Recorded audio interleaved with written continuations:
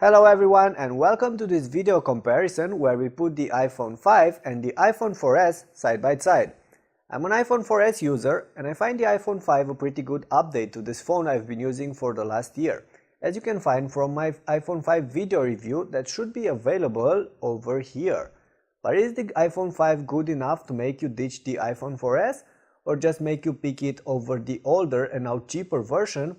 That you'll know by the end of this clip that's going to start right now.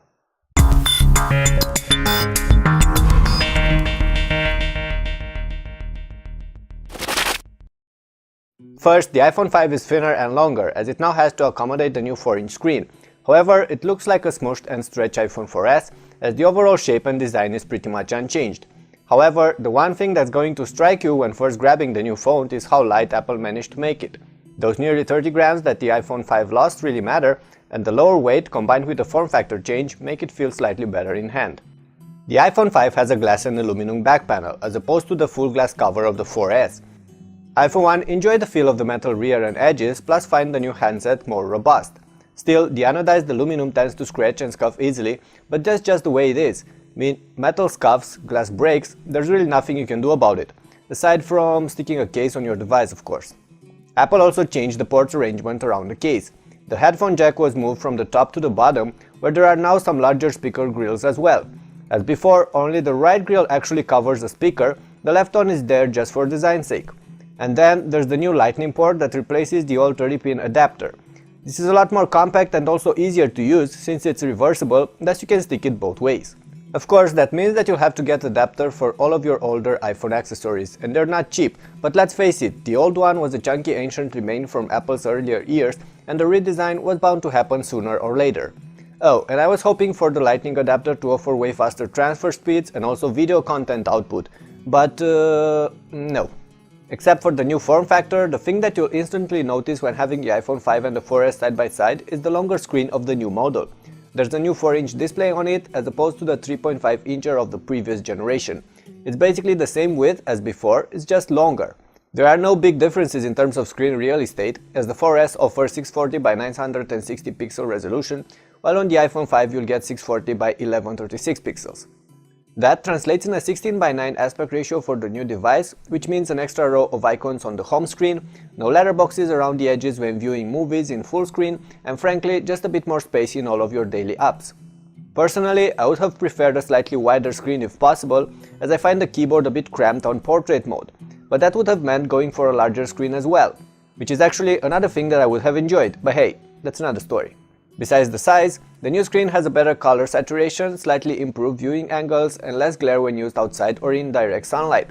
So you could say that it's arguably an improvement over the old screen, but you'll hardly see the differences between the two. Don't take my word for it, have a look at the following scenarios.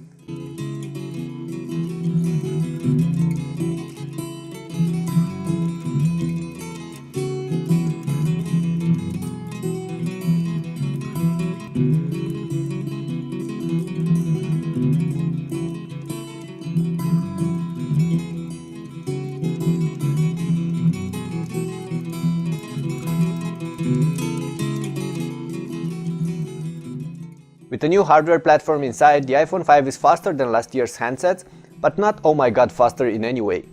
When loading games, editing clips, opening apps, the camera, YouTube clips and websites, the iPhone 5 narrowly beats the 4S. Also, the benchmarks show improved results, as you can see here.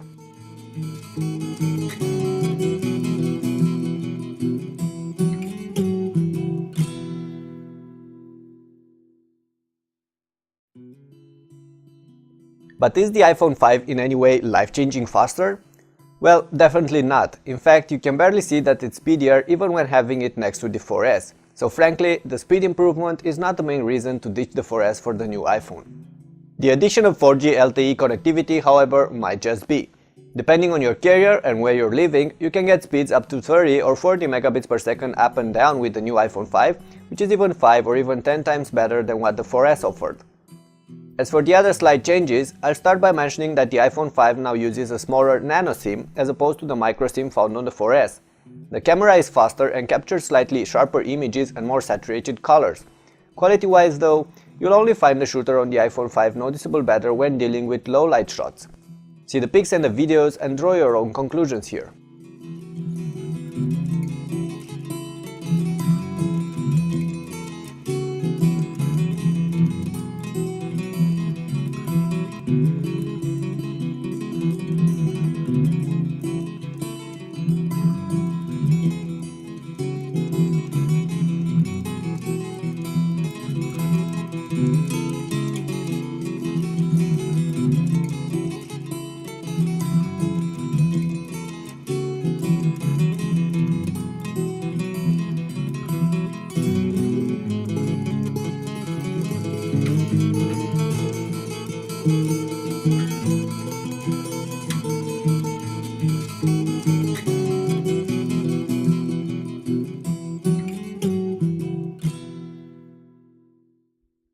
Also, there's now a HD front-facing camera on the iPhone 5 as opposed to the VGA one on the 4S, and that should make you look better on your FaceTime calls.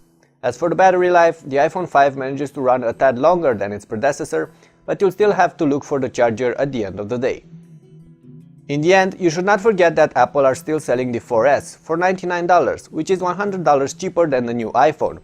But I feel that if you're going to spend $100 on a brand new phone, you should probably spend $100 extra and get all the goodies packed on the iPhone 5.